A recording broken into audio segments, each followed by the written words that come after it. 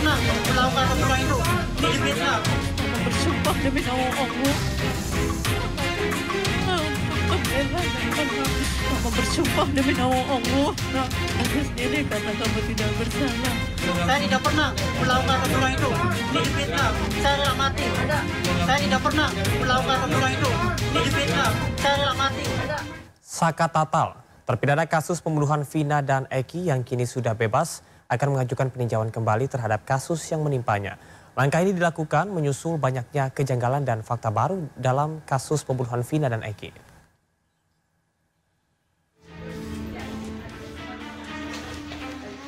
Melalui kuasa hukumnya yang diwakili 5 advokat dan dipimpin Farhad Abbas serta Krina Murti, langkah peninjauan kembali dilakukan menyusul adanya kejanggalan-kejanggalan dalam kasus Vina dan Eki ini.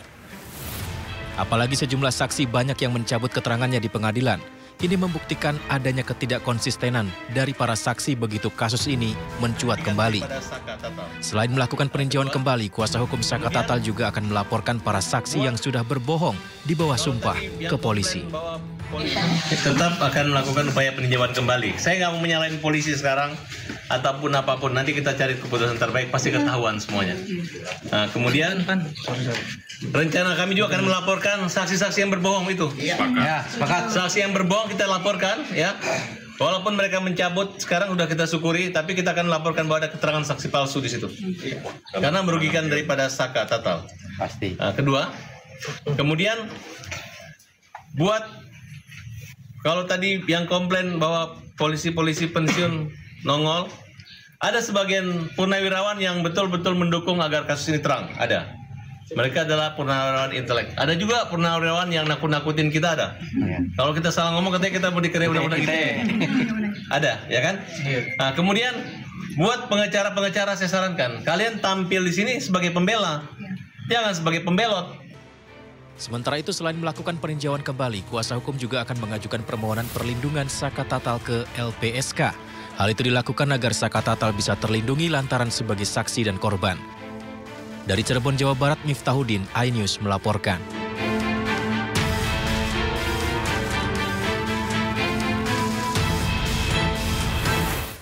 Keluarga salah satu terpidana kasus Vina mendatangi Peradi untuk meminta perlindungan.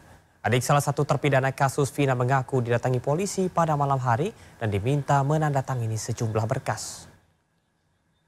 Ya, waktu tanggal 23 itu malam Jumat, saya itu didatengin polisi ke rumah saya, ya, orang tua saya.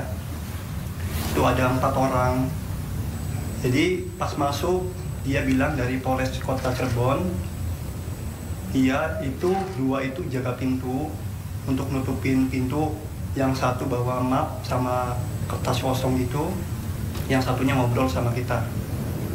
Pas ngobrol itu tentang Sudirman, dia ngasih kabar dia itu kangen dan keluarga harus ketemu. Nah, pas waktu itu saya aneh, kok ada Polres kok ngasih tahu seperti itu tanpa ada surat panggilan. Pas waktu itu saya diminta sama keluarga, dimintain tanda tangan. Nah, saya tidak mau untuk tanda tangan itu karena itu tidak jelas untuk apa tanda tangannya.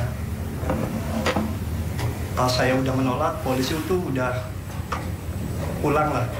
Nah, pas hari Sabtunya saya kerja jam 1-an, jam setengah 2-an, itu saya istirahat posisinya. Ada polisi juga datang, jadi Polres Kota Cirebon, kurang lebihnya 6. Dia mau ketemu sama saya bilang nggak mau, karena saya trauma waktu pas kejadian malam Jumat itu. Pas waktu itu saya nolak, dia maksa buat ketemu, saya bilang untuk menyampaikan ke atasan saya buat minta pendamping. Pas saya udah bilang kayak gitu, polisi juga mau untuk mendampingi atasan saya. Jadi bertiga itu atasan saya 2 sama saya didampingin cuman sebentar itu. Setelah itu atasan saya disuruh keluar, dan di situ saya dikasih tahu sama kayak pas waktu kejadian malam Jumat itu, Sudirman mau ketemu dan polisi itu mau bawa saya ke Polda, posisinya Sudirman ada di Polda. Lembaga Perlindungan Saksi dan Korban LPSK memproses sejumlah saksi yang meminta perlindungan dalam kasus pembunuhan Vina dan Eki di Cirebon, Jawa Barat. Bagi keluarga korban, munculnya sejumlah saksi menimbulkan harapan baru akan terungkapnya kasus pembunuhan yang terjadi tahun 2016 lalu.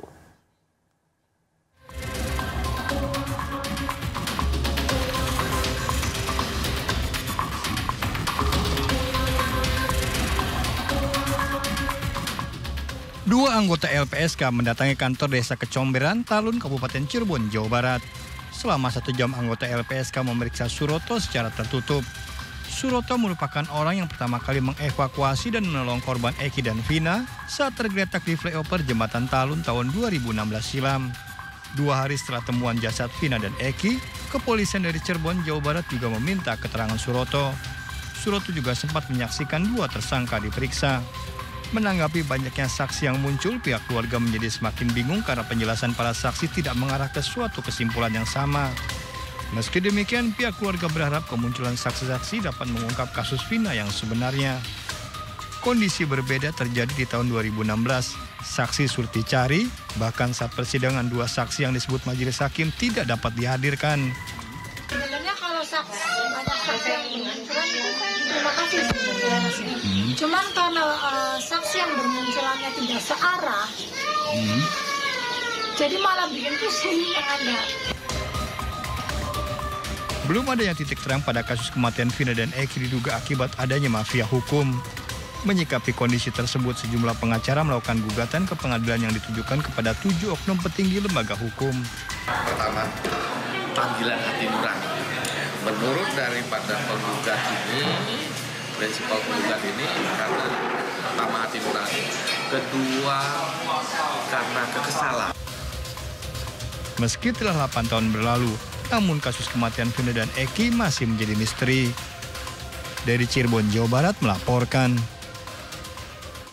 Keluarga almarhumah Vina menanggapi banyaknya saksi bermunculan terkait peristiwa pembunuhan Vina pada tahun 2016. Sementara itu pihak keluarga sangat kesulitan pada tahun 2016 mencari keterangan saksi.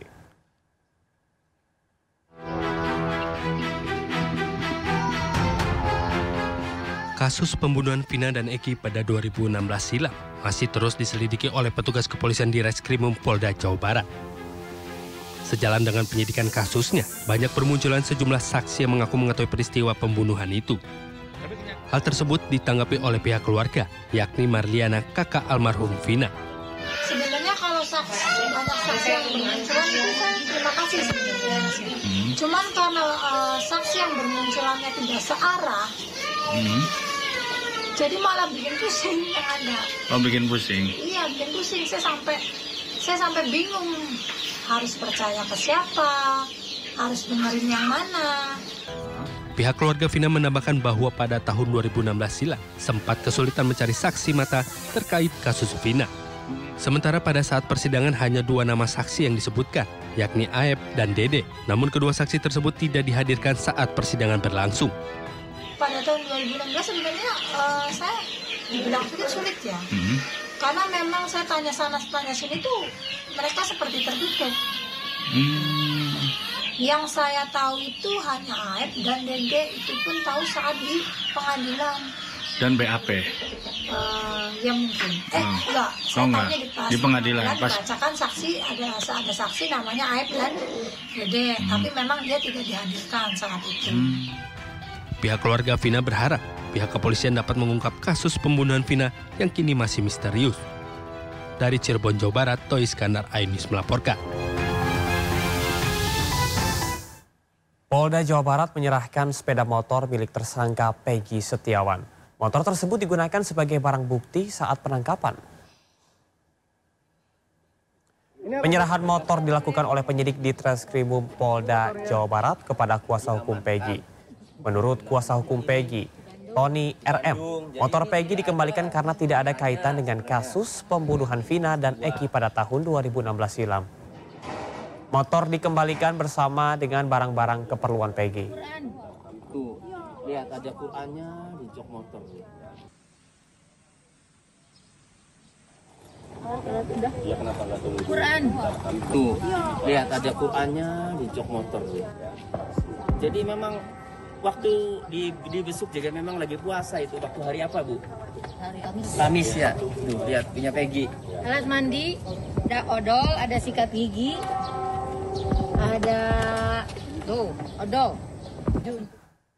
Peggy alias Perong menjalani tes psikologi kedua di Polda Jawa Barat selama hampir 8 jam.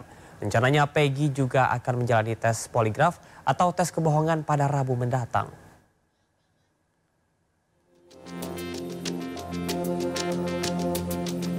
Pemeriksaan tes psikologi kedua Peggy alias Perong berlangsung selama hampir 8 jam di gedung Dirkrimum Polda Jawa Barat. Dalam tes psikologi kali ini penyidik memberikan 3 aspek pengetesan psikologi diantaranya intelijensi, afeksi hingga motorik. Pengujian intelijensi atau kognitif bertujuan untuk kecerdasan dan fungsi otak. Afeksi untuk menjabarkan suatu perasaan dan motorik memeriksa organ tubuh. Meski pemeriksaan psikologi terhadap Peggy sudah dilakukan, pemeriksaan lainnya akan masih dilakukan penyidik kepada Peggy. Jadi apakah dari pemeriksaan 3 hal ini, intelijensi, kognitif, kemudian afeksi, motorik ini, apakah bisa menguatkan peristiwa pidana yang dilakukan oleh Peggy Setiawan atau tidak ya, kami tidak tahu. Cuma kalau melihat secara keseluruhan ya, pemeriksaan kepribadian ini ya, kami penasihat hukum itu melihat ya, sering interaksi. Peggy Setiawan itu orang yang baik ya, ramah ya, kemudian dia konsisten, kemudian dia tegar. Rencananya Peggy akan kembali menjalani pemeriksaan pada Rabu mendatang dengan pengetesan poligraf atau tes kebohongan.